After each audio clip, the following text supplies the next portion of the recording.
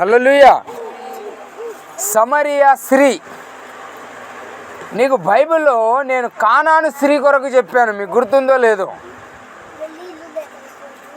మీకు గుర్తుందా? కానాను స్త్రీ కొరకు. తర్వాత 12 సంవత్సరముల రక్తస్రావణ రోగం స్త్రీ కొరకు చెప్పాను. హల్లెలూయా. కానాను అన్న కొరకు కూడా మీకు చెప్పాను, తెలుసా? కానాను స్త్రీ అంటే కానాను స్త్రీ పేరు ఏందో తెలుసా మీకు? స్త్రీ పేరు రాయబడలే బైబిల్లో. ఏమని రాయబడ్డది? కానాను. కానాను అంటే అర్థం ఏంటి? కానాను అనే ఒక దేశానికి చెందిన మామ. హల్లెలూయా. రచయిత ఆ స్త్రీ పేరు రాయలేదు, కానీ ఆమె ఏ దేశానికి చెందిన స్త్రీయో ఆ స్త్రీ పేరు, ఆ దేశం పేరు పెట్టి కానాను స్త్రీ అని బైబిల్లో రాయబడ్డారు. తర్వాత 12 ఏళ్ళ రక్తస్రావణ రోగం స్త్రీ పేరు తెలుసా మీకు? తెలియదు. రచయిత ఏం చేశాడంటే 12 సంవత్సరాల రోగముతో ఉన్న స్త్రీ అని పెట్టాడు. ఆమె పేరు పెట్టాల. హల్లెలూయా. అర్థమైందా? తర్వాత మనం ఇంకా ఇప్పుడు వస్తే సమరియా స్త్రీ. ఈమె పేరు కూడా బైబిల్ ఎక్కడ? సమరియా అంటే అర్థం ఏంటి అంటే జాతి. సమరియా అని ఒక జాతి ఉన్నది. హల్లెలూయా. సమరియా జాతి. ఎందుకు ఈ జాతి అంటే ఈ జాతి తక్కువ జాతి అన్నమాట బైబిల్లో. హల్లెలూయా. మీరు చాలా జాగ్రత్తగా వింటే నేను త్వరగా ముగించడానికి ప్రయత్నం చేస్తా. ఈ జాతి తక్కువ జాతి అంటారు. యూదులు వీళ్ళని ముట్టారన్నమాట. ఇప్పుడు దీని కొరకు మీకు ఎక్స్ప్లెనేషన్ ఎక్కువ చేయాల్సిన అవసరం లేదు, ఎందుకంటే మీ అందరికీ తెలుసు తక్కువ జాతి అనగానే. హల్లెలూయా కదా. మీ అందరికీ తెలుసు తక్కువ జాతి అనగానే ఎట్లుంటుంది, ఏం కథ ఉంటుంది, నీళ్ళ దగ్గర ఎట్లుంటుంది, బట్టలు ఉతికే జాగలు ఎక్కడుంటుంది, కైకిలు పోయిన జాగలు ఎట్లుంటుంది అనేది మన అందరికీ ప్రాక్టీస్ అయి ఉన్నది, ఎందుకంటే మనం కొన్నిసార్లు అనుభవించాం ఆ బాధలు. కాబట్టి సమరియా అనే స్త్రీ సమరియా అనే జాతికి చెందింది. ఈ సమరియా జాతి ఎక్కడి నుంచి వచ్చింది కావచ్చు మరి కదా? సమరియా స్త్రీ యొక్క జాతి ఎక్కడి నుంచి వచ్చింది అని అంటే, ఆ కాలంలో ఇజ్రాయేలు రాజ్యాన్ని యెరోబాము అనే ఒక రాజు ఏలేవాడు. రాజు పేరేంది? యెరోబాము. హల్లెలూయా. ఈ యెరోబాము ఏం చేశాడు? ఆ రాజ్యాన్ని 2 భాగాలు చేశాడు అన్నమాట. అమ్మ నేను చరిత్ర చెప్తున్నా, జాగ్రత్తగా వినాలా. వాకేం చెప్తాలా, చరిత్ర చెప్తున్నా. ఏం చేశాడు? 2 భాగాలు చేశాడు. ఇప్పుడు 2 భాగాలు ఎట్లా చేశాడని మీరు మమ్మల్ని అడగచ్చు. ఇప్పుడు తెలంగాణలో ఫస్ట్ తెలంగాణ ఒకటే ఉన్నది, ఇప్పుడు ఎన్ని అయింది? 2 భాగాలు. AP TS Telangana, Andhra Telangana. First ఏపీనే, మొత్తం ఒకటే తెలంగాణ ఆంధ్రప్రదేశ్ అని రాసేవాడు. ఇప్పుడు ఆంధ్రప్రదేశ్ అని రాయడు. ఎందుకు రాయడు? తెలంగాణ సపరేట్ అయిపోయింది. ఇప్పుడు ఆంధ్రకి సపరేట్ అయిపోయింది. ఇప్పుడు అట్లాగనే మహారాష్ట్రలో కూడా చూసినా కూడా ఇందులో కూడా 2 భాగాలు ఉన్నాయి. మహారాష్ట్రలో కూడా విదర్భ మహారాష్ట్ర అంటారు. ఇది ఒక భాగము, మహారాష్ట్ర ఒక భాగము. హల్లెలూయా. ఇది విడదీసి లేదు, కలిసి ఉంది. కానీ దీని గురించి కూడా పోరాడితే విడదీసే అవకాశాలు ఉంటాయి. అందుకు ఇజ్రాయేలు దేశాన్ని 2 భాగాలు చేశాడు యెరోబాము. హల్లెలూయా. ఈ యెరోబాము 2 భాగాలు చేసిన తర్వాత 2 భాగాల పరిపాలన జరుగుతున్నప్పుడు ఇజ్రాయేలు ప్రజలు దేవుని దృష్టికి పాపం చేశారు. ఏం చేశారు? పాపం చేశారు. ఇజ్రాయేలు ప్రజలు పాపం చేసిన తర్వాత దేవునికి విపరీతమైన కోపం వచ్చింది అన్నట్టు. కోపం వచ్చి అసూరు దేశాన్ని ఇజ్రాయేలు మీదకి పంపించేశాడు. ఏ దేశాన్ని? అసూరు దేశం వాళ్ళు వచ్చి ఇజ్రాయేలు మీద పడి ఇజ్రాయేలుని కొట్టి, ఇజ్రాయేల్లో ఉన్న యవనస్తులని, మంచి కుర్రవాళ్ళని, మంచి పనిచేసే వర్కర్స్ని, మంచి చదువుకున్న పిల్లల్ని అందరినీ తీసుకొని అసూరు దేశానికి వెళ్ళిపోయారు. హల్లెలూయా. అసూరు దేశానికి వెళ్ళిపోయిన కొన్ని రోజుల తర్వాత అసూరు దేశం వాళ్ళు ఏం చేశారంటే అన్యులను అందరినీ పట్టుకొని వచ్చి ఇజ్రాయేల్ రాజ్యంలో పడేశారు. హల్లెలూయా. ఇప్పుడు ఇజ్రాయేల్ వెళ్ళిపోయిన తర్వాత వీళ్ళ ఇండ్లన్నీ ఖాళీగా ఉన్నాయి కదా. ఖాళీ ఉంటాయా? ఈ ఖాళీగా ఉన్న ఇండ్లలో ఎవరు వచ్చారంటే అన్య జనాంగము చేరింది. హల్లెలూయా. ఈ అన్య జనాంగము చేరిన తర్వాత అక్కడ ఉన్న యూదులు అన్యులు కలిసి ఉన్నారు. ఇప్పుడు ఇజ్రాయేల్ రాజ్యంలో 2 భాగాలు అయ్యాయి కదా. ఒక భాగం ఏమో వేరే ఉంది, ఒక భాగం ఏమో ఈ కథ జరుగుతూ ఉంది ఒక భాగంలో. ఇప్పుడు ఈ ఇజ్రాయేలు ప్రజలు ఏం చేశారు? ఈ అన్యులని చేసుకున్నారన్నమాట. యూదులు ఉంటారు కదా, దేవుని బిడ్డలు, అన్యుల యొక్క భార్యలను చేసుకున్నారు. ఇప్పుడు ఈ అన్యులకు, ఈ దేవుని బిడ్డలకు పుట్టిన వాళ్ళే ఈ సమరీయులు. హల్లెలూయా. ఇప్పుడు అర్థమైందా సమరీయులు అంటే ఎవరు అనేది? ఈ దేవుని బిడ్డలకు, ఈ అన్యులకు పుట్టిన వాళ్ళు ఎవరు? వాళ్ళు సమరియ జాతి అని అంటారు బైబిల్లో. ఫస్ట్ ఈ జాతి నాకు కూడా అర్థమయ్యేది కాదు. అప్పుడిప్పుడు చదివేటప్పుడు సమరీయులు అనే పేరు వస్తే వీళ్ళు ఎక్కడి నుంచి వచ్చారు, వీళ్ళు ఏంటి అని కన్ఫ్యూజన్ అయ్యేది నాకు కూడా. దేవుడు మంచి అర్థమయ్యే అనుభవం ఇచ్చాడు. దాని విషయంలో కొన్ని బయలుపరచబడ్డాయి. ఈ జాతి వచ్చినప్పుడు ఈ జాతి ఏం చేసింది? దేవుని బిడ్డలని కని కని కని వీళ్ళు దేవుని పిల్లలు, ఆ పిల్లలు కలిసి మిశ్రా జాతి అంటారు. మిశ్రా జాతి అంటే హైబ్రిడ్ జాతి అన్నమాట, కల్తీ కుటుంబము. హల్లెలూయా. ఈ సమరీయులు, ఈ సమరీయ జాతి ఆ యొక్క ఇద్దరి మధ్యలో నుంచి పుట్టుకొచ్చింది. అప్పుడు ఏం చేశారు? అన్యులు కదా, ఇజ్రాయెల్ దేశంలో ఏమున్నాయి? దేవుని గుళ్ళు మాత్రమే ఉన్నాయి. అన్ని జాతి బొమ్మలు కానీ గుళ్ళు కానీ లేవు. ఈ ఇజ్రాయేలు దేశంలో ఉంటున్న అన్యులు ఏం చేశారు? గెరేజీ అనబడిన ఒక కొండ మీద ఒక దేవాలయం కట్టారు. హల్లెలూయా. ఒక దేవత గుడి కట్టి అందులో ఒక విగ్రహాన్ని పెట్టి దాన్ని మొక్కుతున్నారు. దేవుని గుడికి ఎవ్వరు పోతారు. ఎందుకు? యూదులు, దేవుని విశ్వాసించిన వాళ్ళందరూ ఏం చేశారు? అసూరు దేశానికి వెళ్ళిపోయారు, బానిసలుగా వెళ్ళిపోయారు. ఇది సమరియ యొక్క జాతి చరిత్ర. హల్లెలూయా. ఇప్పుడు ఈ సమరియ జాతి యొక్క చరిత్రలో ఒక స్త్రీ ఉంది. ఎవరు? సమరియ స్త్రీ. ఇప్పుడు మనం సమరియ స్త్రీ కొరకు కొన్ని మాటలు చదువుకుందాం. యోహాను రాసిన పత్రిక కాదమ్మా, అధ్యాయమే. యోహాను సువార్త, యోహాను సువార్త 4వ అధ్యాయం 4వ వచనం ఎవరన్నా చదవాలా? నేను అందరికీ ఒకసారి చెప్తున్నా, నాకు ఒక బోర్డు కావాలా. మీరు ఏం చేస్తారని నాకు తెలియదు. మీరు అందరూ ప్రయాసపడి ఒక చిన్న బోర్డు కొని పెడితే మీకు మంచి మ్యాప్ గీసి చూపెడతా ప్రతి వాక్యాన్ని కూడా. హల్లెలూయా. అర్థమైందా? మీకు క్లియర్గా ఎక్స్ప్లెనేషన్ అయిపోతూ ఉంటుంది ఇట్లా చెప్పడం కన్నా. చదవండి 4:4. ఆయన సమరియా మార్గమున వెళ్ళవలసి వచ్చెను గనుక. హల్లెలూయా. ఎవరు? యేసుక్రీస్తు సమరియా మార్గమున ఒకసారి వెళ్ళవలసి వచ్చింది. ఈ సమరియా మార్గాన్ని ఎందుకు వెళ్ళవలసి వచ్చాను ఈయనకు అని అంటే, మనమందరం కొద్దిసేపు జాగ్రత్తగా వినాలి. ఈ వాక్యాన్ని బాగా కన్ఫ్యూజ్ కావద్దు. యేసుక్రీస్తు సమరియ దేశానికి యూదులు పోరు, యూదా దేశానికి సమరీయులు రాలు. ఎందుకు రాలంటే తెలుసా? వాళ్ళని వీళ్ళు ముట్టరు, వీళ్ళని వాళ్ళు. వాళ్ళకు పడదు. వాళ్ళకు బంధుత్వాలు లేవు, కలుపుకోళ్ళు లేవు, వీళ్ళకు జాయింట్లు లేవు. అందుకు సమరియ దేశానికి ఎవ్వరు పోరు.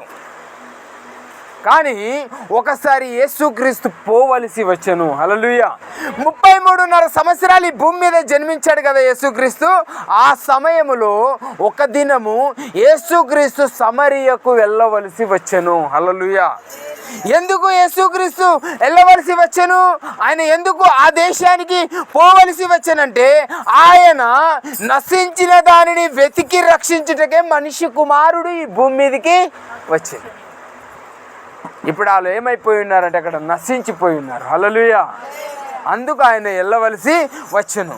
వాళ్ళము కులం తక్కువ ఉన్నా వారు అంటరాని వాళ్ళుగా ఉన్నారు, వాళ్ళు దరిద్రులుగా ఉన్నారు, వాళ్ళకి సరైన బట్టలు లేవు, సరైన అందం లేకుండా యేసుక్రీస్తు వారిని చూడడానికి వెళ్ళాడు. తెలుసా? ఎంత ప్రయాసంతో, ఎంత భారంతో వెళ్ళాడు. 12 మంది శిశువులతో కలిసి వెళ్తూ ఉన్నాడు. కొద్ది దూరం పోయిన తర్వాత ఏం చేశాడు యేసు ప్రభు? 12 మంది శిశువులకు చెప్పారు, మీరు వెళ్ళి భోజనం పట్టుకొని రండి, నేను వెళ్తూ ఉంటా అంటాడు. హల్లెలూయా. ఈ 12 మంది అన్నం కూర చేసుకోవడానికి పోతారు, ఆయన మాత్రం సమరియకి వెళ్ళిపోతారు. చదువుదాం మనం.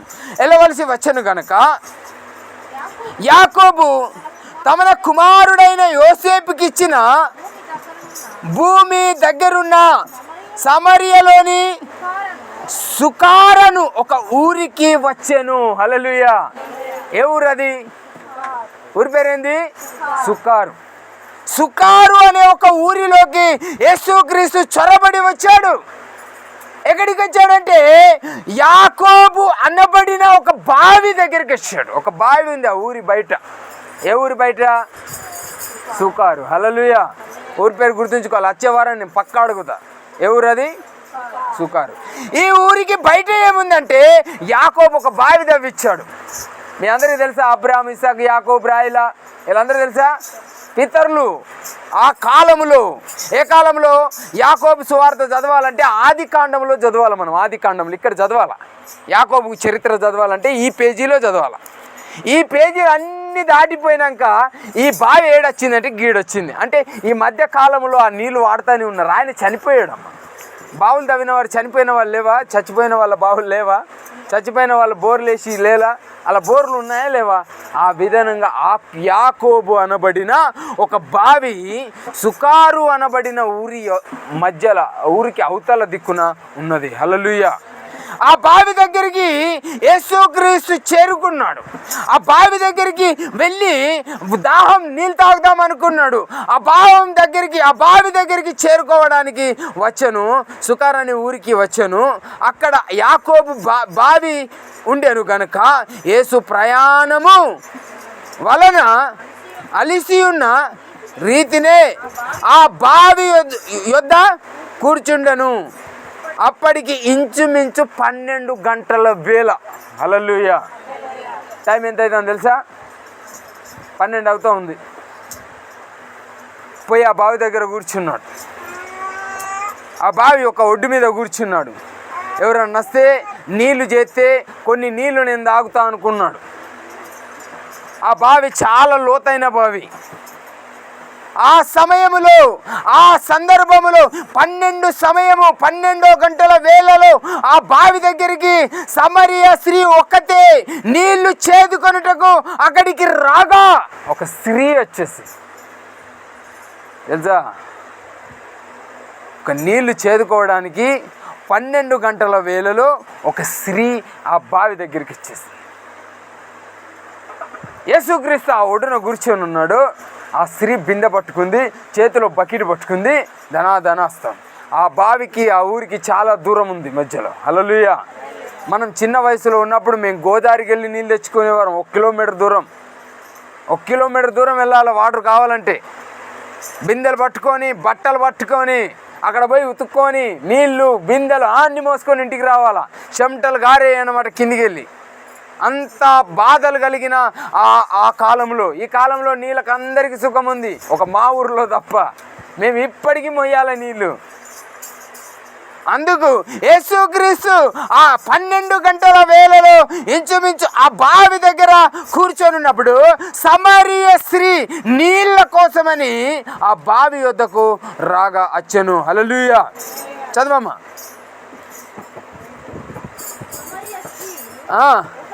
ఒకటే నీళ్లు చేదుకొనుటకు అక్కడికి రాగా, యేసు నాకు దాహము ఇమ్మని ఆమెను అడిగాను. హల్లెలూయా. ఏమన్నాడు తెలుసా? అమ్మా, నాకు కొన్ని నీళ్ళు ఇస్తే బాగుండు తాగడానికి. తెలుసా, దేవుడు అడుగుతున్నాడు, అమ్మా నాకు కొన్ని వాటర్ ఇస్తే మంచిగుండు, నాకు దాహం వేస్తూ ఉంది, ధూప వేస్తూ ఉంది. ధూప అంటాం, తెలంగాణలో ధూప అంటాం, ఆంధ్రాకు పోతే దాహం అంటారు వాళ్ళు.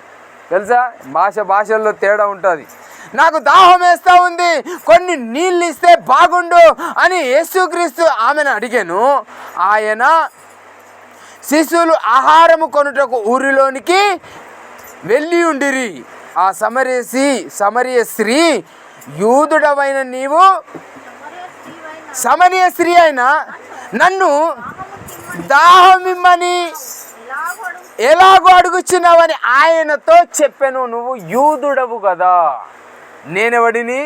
సమరియరాలిని, నన్నెట్లా నీళ్ళు అడుగుచున్నావు? నీ యూదుడు సమరీయుడని ఎట్లా అర్థమైపోయింది అక్కడ అంటే, యూదులు వేసుకునే బట్టలు వేరే, సమరీయులు వేసుకునే బట్టలు వేరే.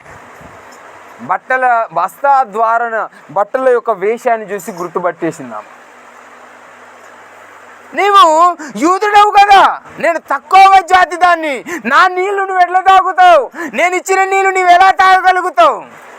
నేను అంటరాని జాతి వాడిని, నా నీళ్లు నీవు ముట్టలేవే, మా ఊరిలోకి ఎవరు రారు, మా ఊరిలో అవతల ఊరికి పోవాలంటే ఆ ఊరి చుట్టూ తిరిగిపోతారు తప్ప ఊళ్ళోకి వెళ్ళిపోరు అన్నమాట. అంత ముట్టుడు అన్నమాట. హల్లెలూయా. తెలుసా?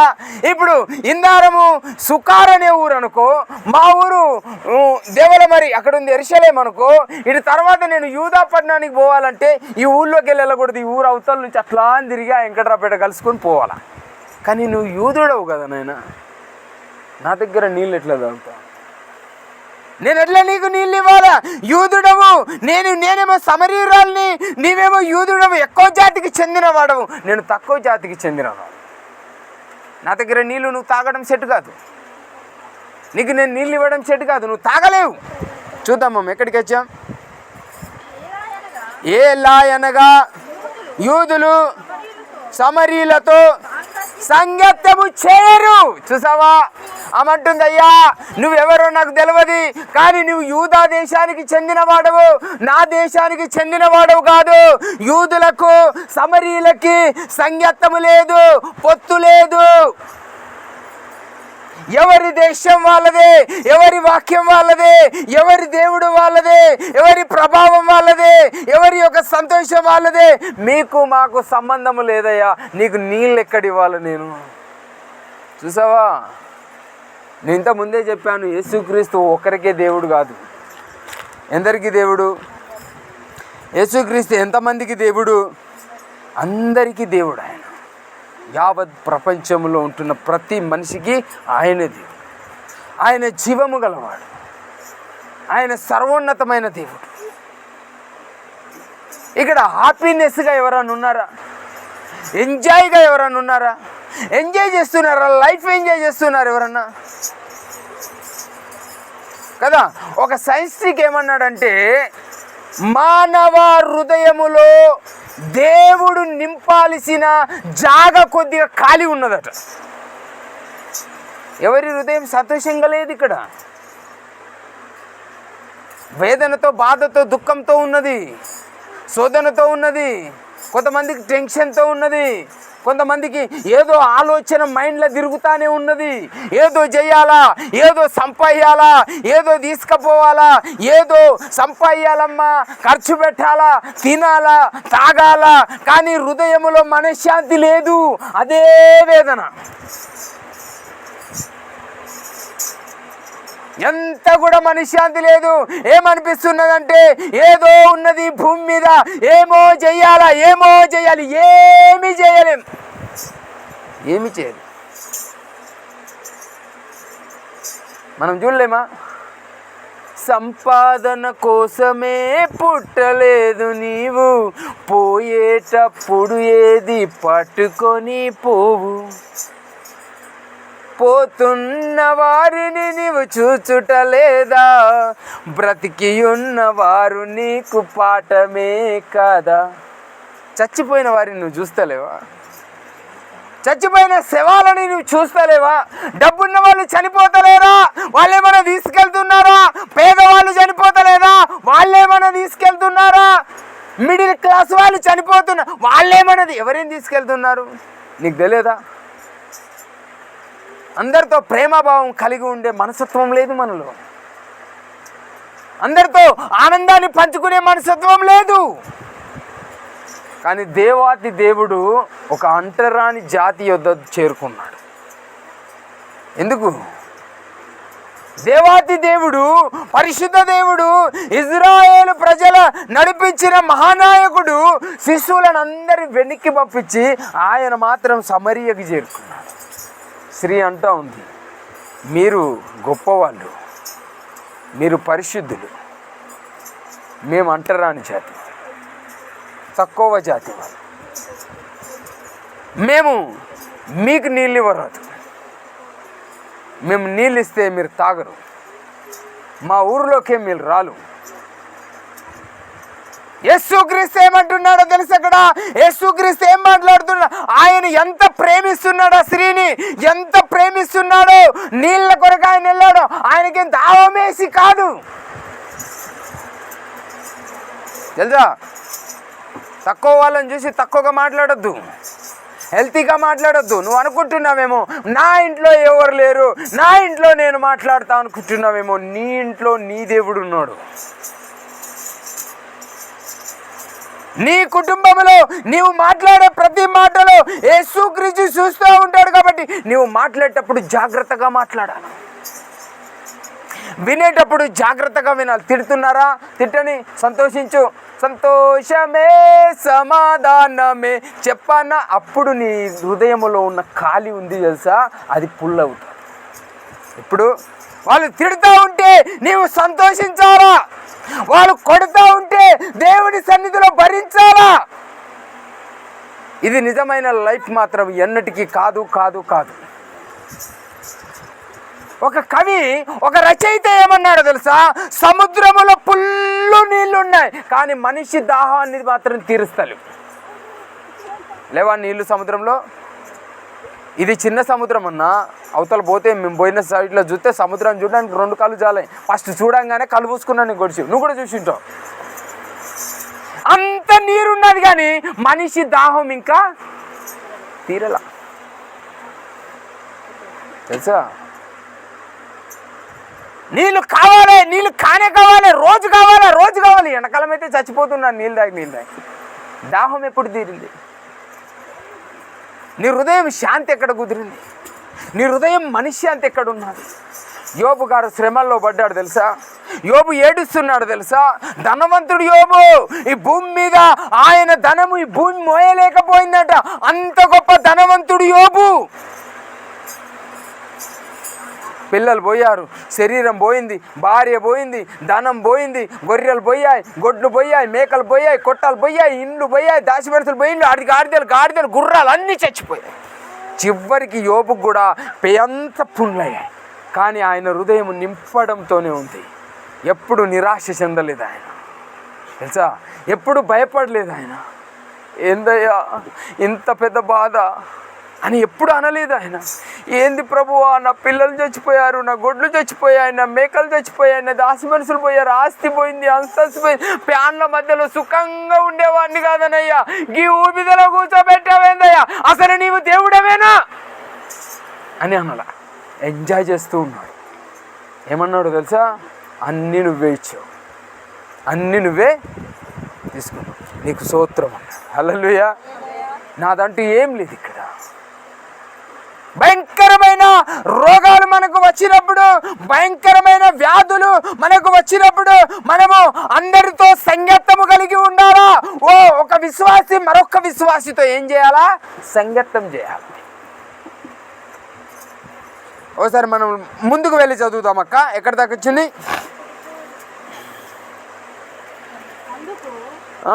సంగత్తము చేయరు, అందుకు యేసు నీవు దేవుని వరమును నాకు దాహము ఇమ్మని నేను అడుగుచున్న వాడెవడో అది ఎరిగి ఉంటే నీవు ఆయనను అడుగుదువు, ఆయన నీకు జీవజలమునిచ్చును. హల్లెలూయా. అమ్మా, నిన్ను నీళ్ళు అడుగుచున్న వాడెవడో నీవు తెలుసుకో. నీవిచ్చే నీళ్ళు తాగితే ఇప్పుడే దాహం తీరుతుంది. నేనిచ్చే నీళ్ళు తాగితే నీకు అసలు ఎప్పుడే దాహం తీరు ఉండనే ఉండదు, అసలు దూపే ఉండదు అన్న. నేనిచ్చే నీళ్ళు జీవము కలిగిన నీళ్ళు, నేనిచ్చే నీళ్ళు పరిశుద్ధమైన నీళ్ళు. నేనిచ్చే నీళ్ళు తాగితే నీవు సదెళ్ళ కాలం బ్రతుకుతావు. ఈ లోకం మునిగిపోతుంది, ఈ లోకం కాలిపోతుంది, ఈ లోకం మొత్తం బూడిదలో కొట్టుకుపోతుంది, మనుషులందరూ చచ్చిపోతారు. అంతమంది పరలోక రాజ్యము ఆ యొక్క భూమి మీదకి దేవుని దగ్గరికి వెళితే తీర్పులు ఉంటాయి. మేము పాపాలు చేశామో అన్నిటికీ తీర్పు ఉంటుంది. కానీ దేవుడిచ్చే నీళ్ళు తాగితే నీవు నిత్య జీవం పొందుకుంటావు. అమ్మా, నువ్వు తెలుసుకో, నీవు కావాలంటే నేనిచ్చే నీళ్ళు తాగితే నీకు దాహం అనేది ఉండదు తెలుసా. ఒక 12 గంటల సమయము, ఏ సమయం అది? ఊరికి దగ్గరలో ఉన్న బావి, అర్థమైందమ్మా, అక్కడ ఒక సువార్త పని జరుగుతూ ఉన్నది. హల్లెలూయా. ఒక మనిషికి సువార్త చెప్తా ఉన్నాడు. నీవు యూదుడవని ఆమె అంటుంటే, ఈయన నేను ఇచ్చే నీళ్లు తాగితే నీకు అసలు దాహమే ఉండదు. అప్పుడు ఆ స్త్రీ అయ్యా బావి లోతైనది, చేదుకొనుటకు నీకేమి లేదు, ఆ జీవం ఎలాగు నీకు దొరుకును. చూసావా స్త్రీ ఎట్లా అడిగేసింది, అయ్యా ఓ యూదుడా, యేసుక్రీస్తు అని తెలియదు ఆయనకి ఆమెకి. అయ్యా నీవు ఈ బావి బాగా లోతైనది, తోడేతందుకు నీ దగ్గర తాడు కూడా లేదు. ఏం లేదు నీ దగ్గర, తాడు లేదు, బకెట్ లేదు. ఎక్కడి నుంచి నీవు నీళ్లు తోడగలుగుతావు? నీవెట్లా జీవము గల నీళ్ళని బయటికి తీస్తావు? నీ వల్ల ఏమవుతుంది? నీ దగ్గర ఏమీ లేదు కదా. మోసేతో అన్నాడు ప్రభు, మోసే ఇజ్రాయెల్ ప్రజల్ని నడిపిస్తూ వస్తున్నాడు. 40 సంవత్సరాలన్న 4 లక్షల మంది, గుర్రాలు, ఏనుగులు, మంచాలు, కంచాలు, అలా కోళ్ళు, వాళ్ళ అన్ని సామాన్లు, బరువైన సామాన్లు పట్టుకొని నడుచుకుంటూ వస్తున్నారు. ఎక్కడ ఐగుప్తు నుండి అయితే ఇజ్రాయేలు బెత్లెహేమ్ కానాను దేశానికి వెళ్తున్నారు. 40 సంవత్సరాలు పట్టింది.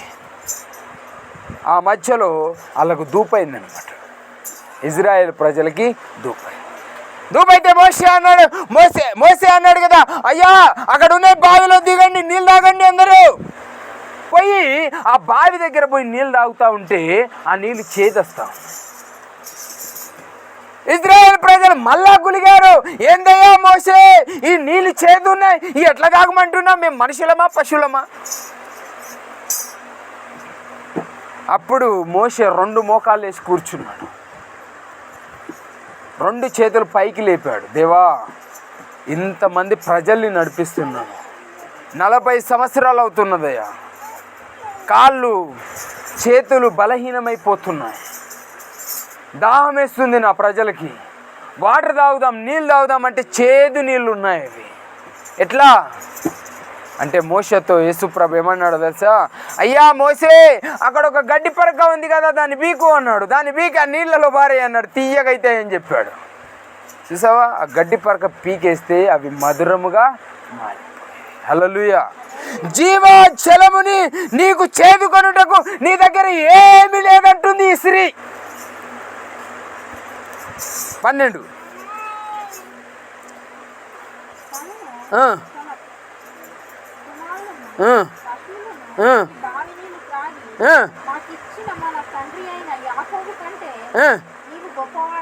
అని ఆయనని అడిగాను. ఏమన్నా తెలుసా అమ్మ, ఏమన్నది, అయ్యా ఈ బావి తవ్విండి ఒకప్పుడు మా పితరులు, ఎవరు మా తాత ముత్తాత తాతని కన్నా తాతని కన్నా తాత మా యాకోబు తాత. నువ్వు ఆయన కంటే గొప్పడివి ఏమన్నా తెలుసా? ఇప్పటి బావి కాదు ఇది, యాకోబ్ మా తాత మా తండ్రిని కన్నాడు, మా తండ్రిని కన్నాడు.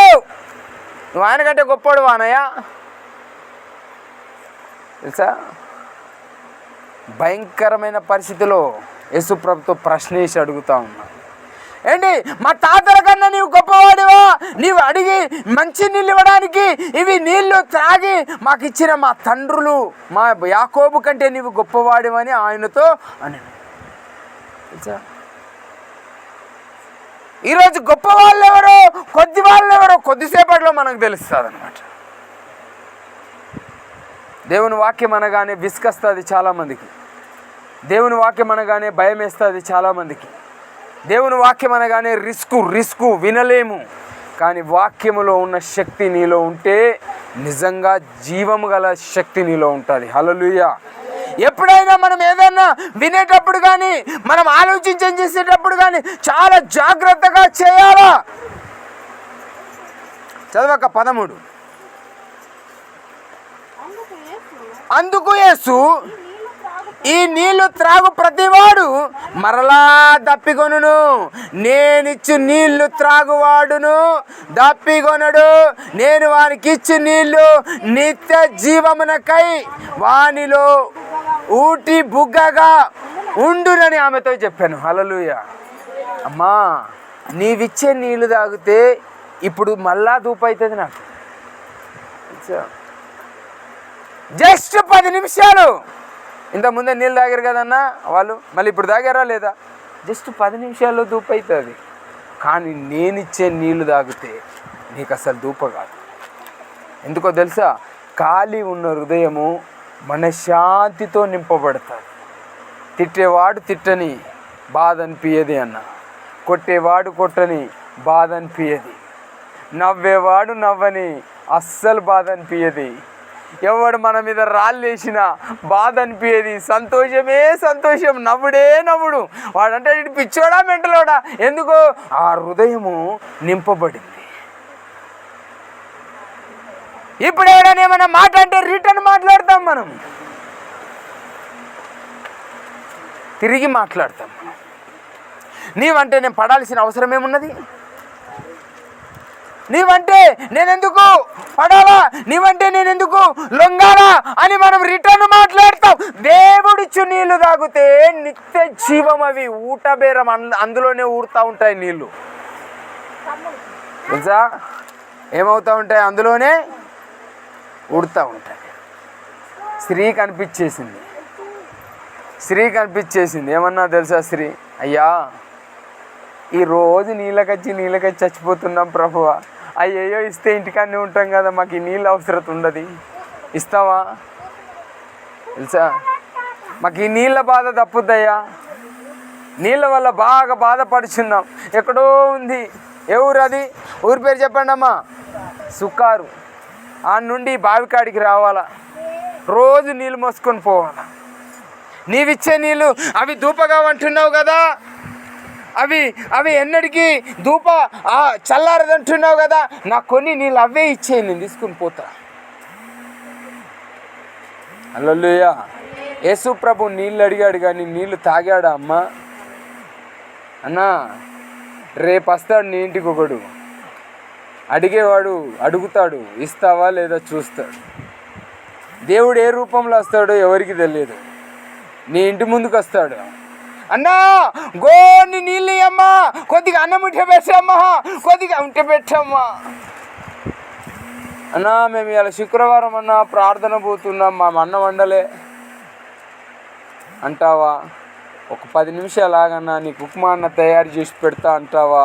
దేవుడు పరీక్ష పెడతాడు. ఈ స్త్రీ యేసుక్రీస్తు నీళ్ళు అడిగాడు కానీ నీళ్ళు తాగల.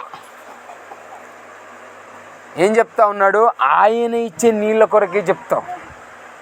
స్త్రీ కనిపించేసింది, ఈ నీళ్ళు నేను కావాల, నాకు ఇయ్యి అన్నాడు. చూద్దాం ఒకసారి. 16, 15, 16, 15 అక్క.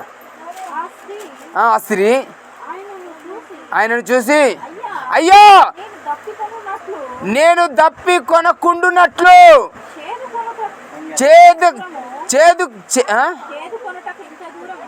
చేదు కొనుటకు ఇంత దూరము రాకుండునట్లు ఆ నీళ్లు నాకు దయచేయమని ఆయనను అడిగింది. హల్లెలూయా.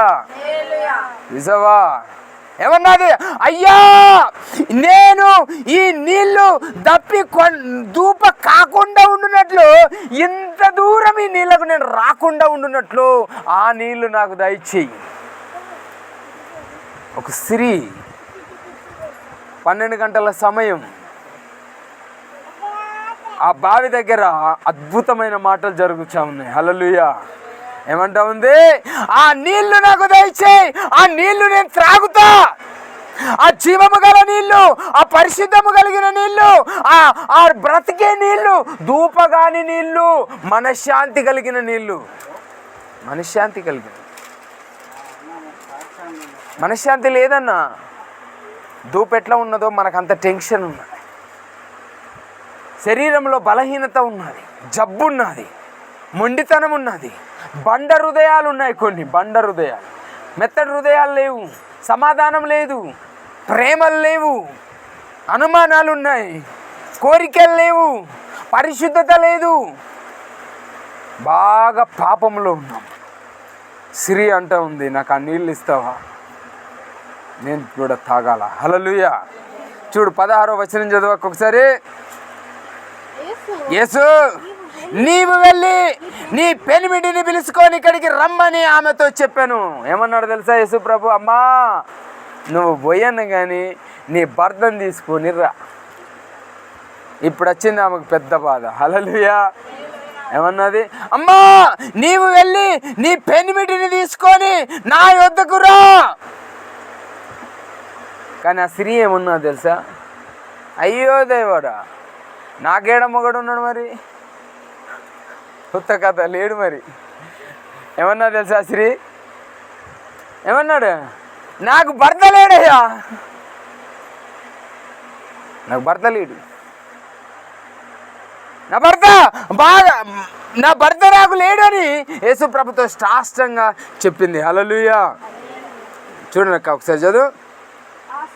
ఆ స్త్రీ నాకు పెరిమిటి లేడనగా యేసు ఆమెతో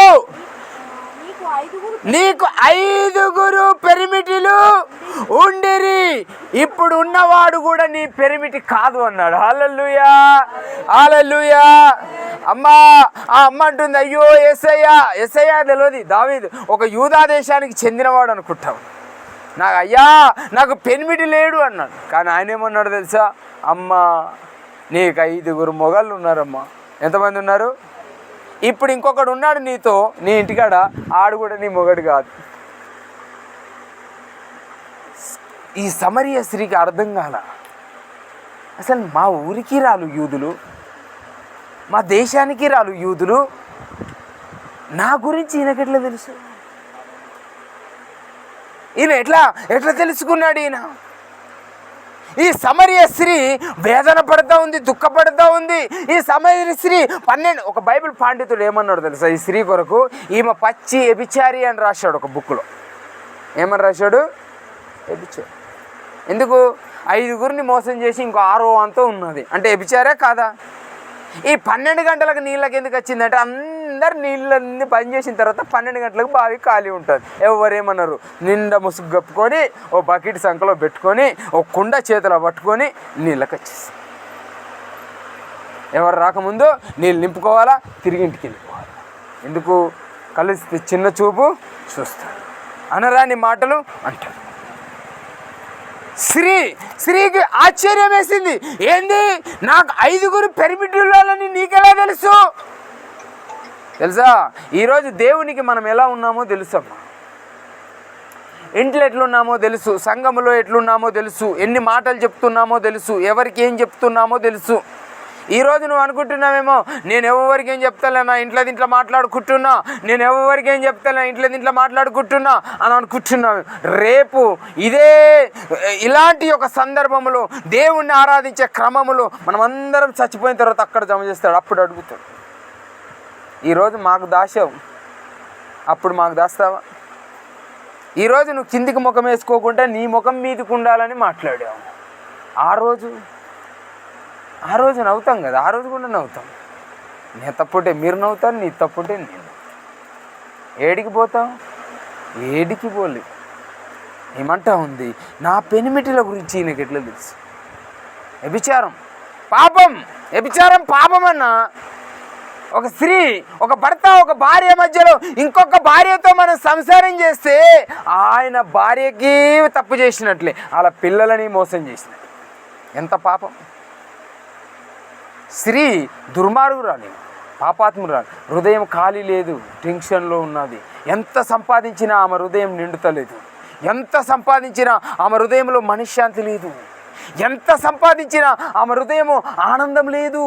వ్యభిచారం చేస్తూ ఉంది, ఆనందం దొరుకుతలేదు. డబ్బు కొరకు మనుషులు వెంబడిపోతూ ఉంది, ఆనందం దొరుకుతలేదు. ధనం దొరుకుతుంది, బంగ్లాలు దొరుకుతూ ఉన్నాయి, ఆనందం ఉన్నది. మంచి మంచి వస్తువులు ఉన్నాయి, తినడానికి మంచి ఇల్లు ఉంది, కానీ ఆనందం లేదు. మనసులో బాధ బాధ బాధ భరించలేదు, ముఖం చూపలేదు, మనశ్శాంతి లేదు, బరువెక్కిపోయింది గుండె, ఏదైనా పడిచా ఉన్నది, కుళ్ళిపోతూ ఉన్నది, లోపల మనసు కుళ్ళిపోతూ ఉన్నది, చెదిరిపోతూ ఉన్నది. ఏం చేయాలా? ఏం చేస్తా? మనశ్శాంతి కావాలమ్మా. నేను అంటలేదా, ఎంత ఉన్నా మనశ్శాంతి లేకుండే ఇష్టం. మైకేల్ జాక్సన్ గురించి మీ అందరికి చెప్పాను, కథ తెలుసా? మస్తు ధనవంతుడు ఈ దేశాన, చాలా పెద్ద ధనవంతుడు. ఆయనను మించినోడు మన దేశంలో లేడు. ఒకరోజు ఒక విలేకరు వెళ్ళాడట, పత్రకారు, ఒక పేపర్ మీద యాడ్ రాద్దామని ఆయన దగ్గరికి వెళ్ళాడు. అయ్యా, నీకు ఇంత ధనం ఉంది కదా, దేశం అంతా ఇంత ఆస్తి ఉన్నది కదా, నీ హృదయం ఎంత సంతోషంగా ఉన్నదో ఒక 2 మాటలు చెప్పు, నేను రాస్తా అన్నాడట. పాపం ఆయన ఏమన్నాడు తెలుసా? ఇవన్నీ ఉన్నాయి కానీ హృదయంలో మనశ్శాంతి లేదు, సంతోషం లేదు, తిననట్టే ఉంటాను, పడుకున్నా నిద్రస్తలా, ఆకలి లేదు, తృప్తి గల హృదయం లేదు. తృప్తి గల హృదయం ఉందా అన్న? తృప్తి ఉందా? తృప్తి కావాలి. దేవుని సన్నిధిలో మనం ఉన్నామంటే తృప్తి కావాలా, ఎంజాయ్ చేయాలా, దేవుడిచ్చిన ఈ జీవితాన్ని సంతోషంగా గడపాలా. ఎవరేమన్నారని, ఏ మాటలు మన మీద పడని, దెబ్బలు పడని, అవమానాలు పడని, నిందలు పడని, అందరూ ఒకరోజు అక్కడ జమ అవుతారు. ఆ రోజు తెల్లగోలు చేయబడతారు. దేవాతి దేవునికి తెలుసు ప్రతి లెక్క. స్త్రీ అనుకుంటా ఉంది కదా, చూడక ఎక్కడికి వచ్చింది, నాకు పెనిమిటి లేడని నీవు చెప్పిన మాట సరి, నీకు 5 పెనిమిటిలు, ఇప్పుడున్నవాడు నీ పెనిమిటి కాడు, సత్యమే చెప్పితీవి అనెను. అప్పుడు ఆ స్త్రీ, నీవు ప్రవక్తవని గ్రహించుచున్నాను అన్నది. హల్లెలూయా. ఇంతకుముందు ఎవడు అనుకున్నది? యూదుడు. ఇప్పుడు ఏమనుకున్నది? ప్రవక్త. హల్లెలూయా. అయ్యా, నీవు ఇంత గొప్పవాడవు, ఒక ప్రవక్తవని నేను నిన్ను అనుకుంటున్నాను.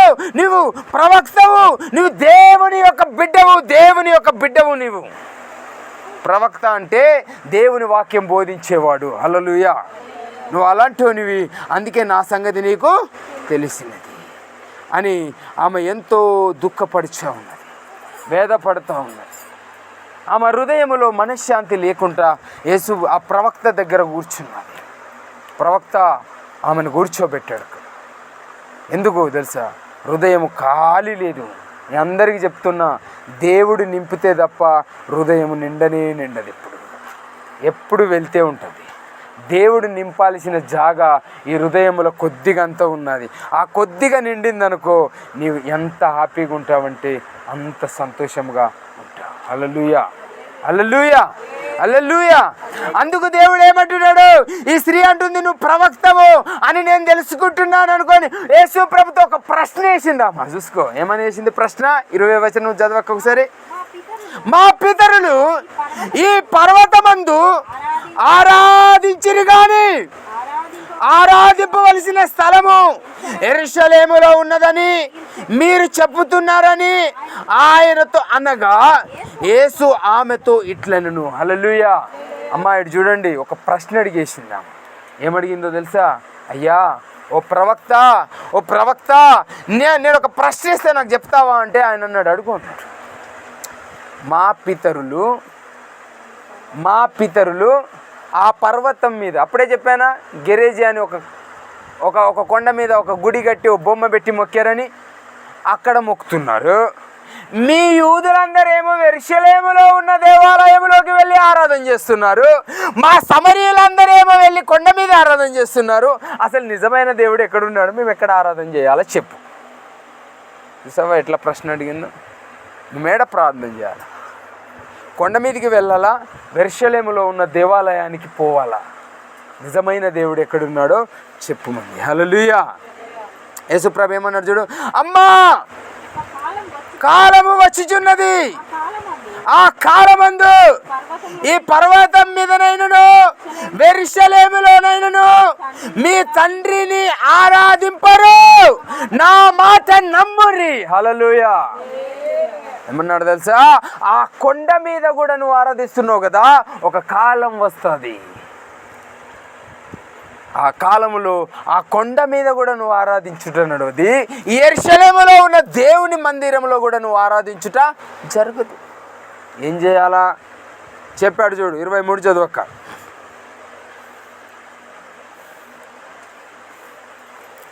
అయితే యథార్థముగా ఆరాధించువారు ఆత్మతోను సత్యముతోను తండ్రిని ఆరాధించుచు కాలం వచ్చిచున్నది, ఇప్పుడును వచ్చి ఉన్నది. తనను ఆరాధించువారు అట్టివారే కావాలని తండ్రి కోరుచున్నాడు. దేవుడు ఆత్మ గనుక ఆయనను ఆరాధించువారు ఆత్మతోనూ సత్యముతోనూ ఆరాధించవాలి. ఎక్కడ ఆరాధించాలా? దేవాలయంలో చెప్పాడా? కొండ మీద చెప్పాడా? చెప్పాలా? ఎక్కడైనా ఆరాధించు. కానీ ఎట్లా ఆరాధించాలా? ఆత్మతో సత్యముతో ఆరాధన చేయాలి. కానీ నువ్వు ఆరాధన చేసేటప్పుడు ఏం చేస్తావు? నీ ఆత్మని ఇంటికాడ ఉంచుతావు. నీ ఆత్మ ఎక్కడుంది? ఇంటికాడ ఉంది. ఇవాళ పని కాడుంది, డ్యూటీ కాడుంది, కొంతమంది జాబుల కాడున్నాయి, కొంతమంది చేన్లలో ఉన్నాయి, కొంతమంది ఈ ప్రార్థన ఏందయ్యా ఇంకా ఓడుస్తలే దాని మీద ఉన్నది ఆత్మ. కానీ యేసుప్రభు నువ్వు ఆత్మ, దేవుడు ఏమాట? ఆత్మ. దేవుడు ఆత్మ కనుక నువ్వు ఆరాధించేటప్పుడు ఆత్మతోనూ సత్యముతోనూ దేవాతి దేవుణ్ణి ఆరాధన చేయాలి. ఎక్కడికో వెళ్ళడం కాదమ్మా. దేవుడు ఎక్కడో మందిరంలో లేడు. ఆల్రెడీ యేసుక్రీస్తు సమరయ స్త్రీకి చెప్పేశాడు, కొండ మీద ఉన్న దేవుడు కానీ కొండ కింద ఉన్న మందిరంలో కానీ కుదరదు అన్నాడు. దేవుడు నీ హృదయంలోనే ఉండాలా. దేవుని ఆరాధన నీ హృదయంలోనే జరగాల. ఖాళీ స్థలం ఉంది కొద్దిగా, అది మూయబడాలా. ఈరోజు ఇంటికి వెళ్ళే వరకు మూయబడాలా. ఎట్లా మూయబడాలా? నీవు బరువైన సులభం, నీ బరువైన పాపముని వదిలేసుకోవాలా. నీలో ఉంటున్న ఒక టెన్షన్ ఉంది, నీలో వేదన ఉంది, ఒక కక్ష ఉంది, ఒక కోదన ఉంది, ఒక కోపం ఉంది, ఒక దుఃఖం ఉంది, ఒక మాట ఉంది, ఒక భయంకరమైన రోగం ఉంది నీలో. అది చావాలా. అప్పుడు ఆ ఖాళీ స్థలం ఏమవుతుందంటే నింపబడుతుంది. దేవుని ఆరాధించమంటే కళ్ళు మూయడం.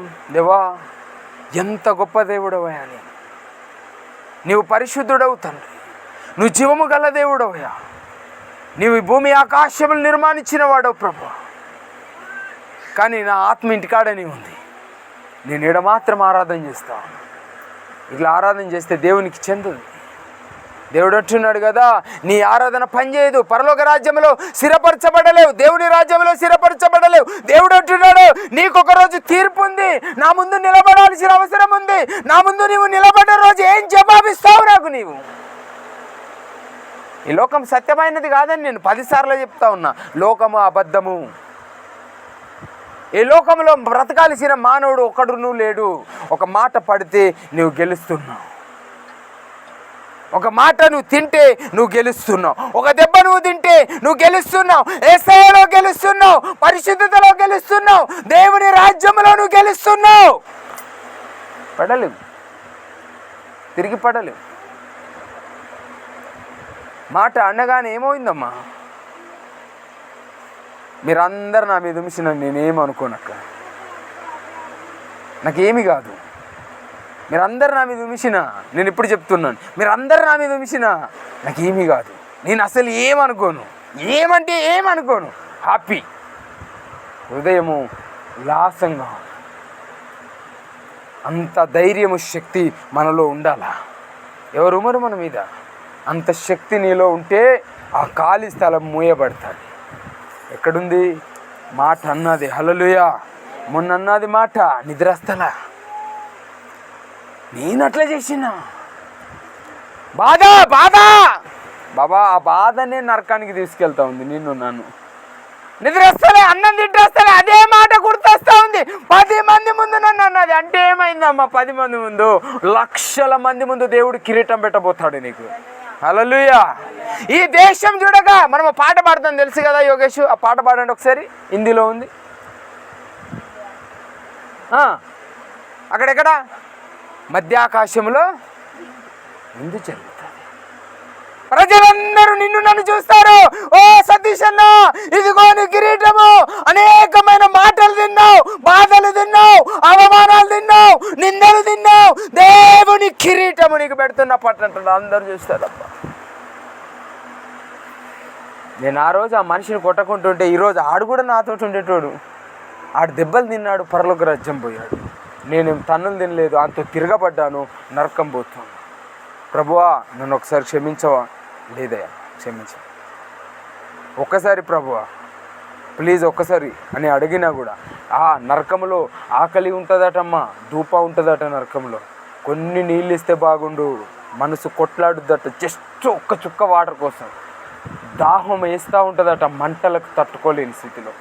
ప్రభు అడుగుతూ ఉంటాడట, మనం అడుగుతూ ఉంటామట, కొన్ని నీళ్ళు ఒక ఏలు అందులో ముంచి నా నాలిక తడిపితే చాలు, జస్ట్ ఒక చుక్క దొరకదు. ఇంకేమంటాడో తెలుసా? ఒక ధనవంతుడు పరలోక రాజ్యం పోయినాక నరకంలో ఉండి ఏమంటాడో తెలుసా? అబ్రాహమా ఒక్క సాయం చేయవయ్యా నాకు. ఏడున్నాడు? అగ్నిగుండంలో మండుచున్నాడు, కాలుచున్నాడు, మంటలు తట్టుకోలేకపోతున్నాడు, గోక్కుంటున్నాడు. పురుగు చావదు, అగ్ని హారదన్న. అబ్రాహమా ఒక చిన్న సాయం చేయి. ఏందయ్యా? ఒక్క గిన్నెన్ని నీళ్లు పట్టుకరా ప్రభు, ఒక్క చుక్క. లేదు ఏమన్నాడు తెలుసు? ఇంకా అబ్రాహమా ఒక్కసారి నన్ను భూమి మీదకి పంపించవా, ఒకే ఒకసారి మా కుటుంబానికి చెప్పేస్తా నిన్ను నమ్ముకోమని. నమ్మకపోతే వాళ్ళు కూడా నరకం పోతారు ప్రభువా. కుదరదు, పోవడము కుదరదు. హల్లెలూయా. ఇక్కడ ఏమనుంది? సమరయ స్త్రీ యేసుక్రీస్తు దగ్గర ఉన్న ఆత్మతోను సత్యముతోను ఆయనను ఆరాధించవలను, ఆయనను ప్రార్థన చేయవలను. ఆయన ఆత్మ గనక ఆత్మతో ఆరాధించి, నీ హృదయం ఖాళీగా ఉంది కదా, దాన్ని నింపుకోవాలి. అత్యాసపడి మాటల చేత దాని చేత చిక్కపడదు. హల్లెలూయా హల్లెలూయా. సమరయ స్త్రీతో అంటున్నాడు, నువ్వెక్కడైనా ఆరాధన చెయ్యి, కానీ దేవునికి ఒక సన్నిధిలో ఆరాధన జరగాలి. ఇంకో ప్రశ్న వేసింది సమరయ స్త్రీ. చూడండి. క్రీస్తు అనబడిన మెస్సయ్య వచ్చునని ఎరుగుదును, ఆయన వచ్చినప్పుడు మాకు సమస్తమును తెలియజేయునని చెప్పగా అన్నాడు. హల్లెలూయా. యేసుక్రీస్తునే అంటా ఉంది కదా, ఆయన ప్రవక్త అనుకున్నదామా? ఏమంటున్నా తెలుసా? ప్రవక్త ఒక ఆయన మెస్సయ్య వస్తాడని యూదులు చెప్తూ ఉంటారు. ఎవరు? యూదులు. మనం చెప్తలేమా దేవుడు వస్తారు రెండో రాకట? అప్పటి కాలంలో అప్పటి ప్రజలకు అప్పటి పాస్టర్లు చెప్పేవారు. ఈమె విన్నదన్నమాట. మెస్సయ్య వస్తాడని కొంతమంది చెప్పారు. మాకు తెలుసు ఆయన పరలోక రాజ్యం నుండి దిగి వస్తాడట. మరి ఆయన సమస్తం ఆయనకు చెప్పగా ఆయనకు సమస్తము తెలియజేయబడుతుందా అని అడుగుతుంది. హల్లెలూయా. మెస్సయ్య వస్తాడా రాడా అని అడిగినప్పుడు యేసయ్య ఏమంటాడు చూడు 26లో, యేసు నీతో మాట్లాడుచున్న నేనే ఆయననని ఆమెతో చెప్పాడు. హల్లెలూయా హల్లెలూయా. అమ్మా నీతో మాట్లాడుచున్నాను కదా, దిగి వచ్చే మెస్సయ్య దేవాది దేవుణ్ణి నేనే. తెలుసా? నువ్వెవరు వస్తారని నువ్వు అనుకో, మాకు నేనే. అప్పుడు ఏమంటావు తెలుసా? 28 చదువుతా చూడండి. ఆ స్త్రీ తన కుండ విడిచిపెట్టి ఊరిలోనికి వెళ్ళి మీరు వచ్చి నేను చెప్పి ఉన్న వానితో చెప్పిన మనుష్యుని చూడండి, ఈయనే యేసుక్రీస్తుని ఊరి వారితో చెప్పగా. హల్లెలూయా. ఆ కుండ అక్కడే విడిచిపెట్టింది, ఆ బకెట్ అక్కడే విడిచిపెట్టింది, ఊరిలోకి వెళ్ళిపోయింది. ఏమంటా ఉందో తెలుసా? అమ్మా అయ్యా, నాకున్న నా పాపమంతా చూసి నన్ను గుర్తుపట్టిన వాడు మెస్సయ్య వచ్చాడు, ఆ బావి దగ్గర ఉన్నాడు రండి అని చెప్పేసి ఊరంతా చెప్తా ఉంది. చూసావా? ఫస్ట్ ఏమనుకున్నదామా? యూదుడు. తర్వాత ఏమనుకున్నదామా? ప్రవక్త. తర్వాత ఏమనుకున్నదామా? మెస్సయ్య. కొద్ది ఏడికొచ్చింది, దేవుని తెలుసుకున్నది. హల్లెలూయా. ఇప్పుడు ఏమంటా ఉంది? ఊరి దగ్గరికి రండి, బావి దగ్గరికి రండి. ఆయన నిజమైన క్రీస్తే, ఆయన దిగి వచ్చేవాడు మెస్సయ్య, పరిశుద్ధుడు, జీవము గలవాడు, సర్వశక్తిమంతుడు, నా పాపములన్నీ నాకు చూపెట్టాడు. రండి ఊరంతా చెప్తాం. ఆ 12 గంటల సమయంలో అక్కడ మీటింగ్ ఏర్పాటు చేసింది ఆ ఒక్క స్త్రీ. హల్లెలూయా. ముఖ్య ప్రసంగికులు ఎవరో తెలుసా? వాక్యం చెప్పేటోళ్ళు ఎవరాడా? యేసు ప్రభు. మీటింగ్ అరేంజ్మెంట్ ఎవరు చేస్తున్నారో తెలుసా? సమరియా స్త్రీ. అనేకులను చేర్చింది. అమ్మా మీ సాక్ష్యం చెప్పండి అమ్మా అంటే చెప్పారు ఎప్పుడన్నా? ఆమె పోయి వీధి వీధికి చెప్తా ఉంది, నన్ను గుర్తుపట్టాడు, నాకు 6 భర్తలని చెప్పిన ఆయన ఈయనే మిస్ అయ్యారా? రా మన సాక్ష్యం ఎవరితోనన్నా పంచుకున్నామా? యోగేష్ మన సాక్ష్యం ఎంత బాగుంటుంది. ఖాళీ టైంలో కూర్చుంటాం, నీదో ఫోటో తీసుకొని నేను ఇలాంటి పరిస్థితిలో ఉన్నాను, దేవుడు నన్ను ఈ పరిస్థితిలో లేపాడు, ఒక్కసారి చెప్పు నీ సాక్ష్యం ఎంత పరిపాలన అయిపోతుందో. దేవుని ప్రజల్లో పరిచర్య చేయాల. ఈ సంఘం ఎందుకు ఇట్లా ఖాళీ ఉండాలి? ఇదంతా నింపబడాలి కదా. నింపబడాలంటే మనం ఏం చేయాలా? మన సాక్ష్యము ఇతరులతో పంచుకోవాలి. దేవా, నా బిడ్డలు, నా దేవుడు నన్ను రక్షించాడు, నా సమస్య నుండి విడిపించాడు, నా బాధ నుండి విడిపించాడు, నా హృదయం ఖాళీ ఉంది, అది పూర్తి అయిపోయింది, ఇప్పుడు సంతోషంగా ఉన్నాను, కేవలం నా దేవుడే. రా సాక్ష్యం చెప్పాలా? సాక్ష్యం చెప్పము మనం. ఈమె ఊరందరినీ జమ చేసింది తెలుసా? హల్లెలూయా. ఈమె ఊరందరినీ జమ చేసింది. ఇంకేమంటుంది తెలుసా? 39వ వచనం చదువుతాను నేను, ఒకసారి చూడండి. నేను చెప్పి వచ్చిన ఆయనతో చెప్పిన సాక్ష్యము మించిన ఈ స్త్రీ మాటను బట్టి ఆ ఊరిలోని సమరియా అనేకులు ఆయన యొద్దకు విశ్వాసించారు. ఒకరు కాదు, ఇద్దరు కాదు, అనేకులు దేవుని సన్నిధికి వచ్చారు. ఎందుకో తెలుసా? సమరియా స్త్రీ యొక్క సాక్ష్యం అంత పవర్ఫుల్. ఒక వ్యభిచారి స్త్రీ దేవుడు క్షమించారు, ఒక పాపపు స్త్రీని దేవుడు క్షమించారు. ఈరోజు మనమందరం మోకాళ్ళ మీద కూర్చున్నాం. దేవా, ఈ సమయంలో నేను ప్రార్థన చేస్తాను. అయ్యా ఇదిగో ఈ సమరియా స్త్రీని క్షమించినట్లుగా అయ్యా, ఈ సమరియా స్త్రీ యొక్క హృదయం పాడైపోయింది నాయనా, కానీ పూర్తి చేసావు తండ్రి. ఇప్పుడు ఆ సమరియా స్త్రీ సువార్త చెప్తా ఉంది, అనేకులకు దేవుని వాక్యాన్ని బోధిస్తూ ఉన్నది, అనేకుల మధ్యలోకి నడిపిస్తూ ఉన్నది, అనేకులని దేవుని సన్నిధిలోకి నడిపిస్తూ ఉన్నది. దేవుని సన్నిధిలో నింపబడింది, ఆత్మ చేత నింపబడింది, హృదయము నింపబడింది, మనశ్శాంతితో నింపబడింది, యేసయ్య సన్నిధిలో నింపబడింది, ఎగబడి పరిచర్య చేస్తూ ఉన్నది. ప్రేమైన దేవుని బిడ్డలారా, ఈరోజు మనం కళ్ళు మూసుకుందాం. దేవా, ఈ ఎండాకాల సమయములు, ఈ 12-1 సమయములు అయ్యా, నేను నీ పరిచర్య చేయాలా ప్రభువా. అయ్యా, నీ దాహము నాకు కావాలా ప్రభువా. అయ్యా, నీవిచ్చే నీళ్లు నేను త్రాగాల ప్రభువా. అయ్యా, నీ నీళ్లు నాకు దాహము ఎన్నటికీ ఉండదయ్యా. నీవు నీళ్లు తాగితే నేను జీవిస్తాను ప్రభువా. నీ నీళ్లు తాగితే నేను పరిశుద్ధపరచబడతానయ్యా. నన్ను క్షమించండి ప్రభువా.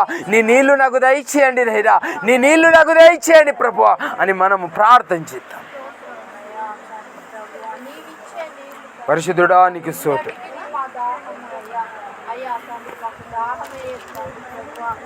నీ పరిచర్యను తుదముట్టించుటే నా నియమమాయనే, నీ సన్నిధిలో నే పొందుకోరి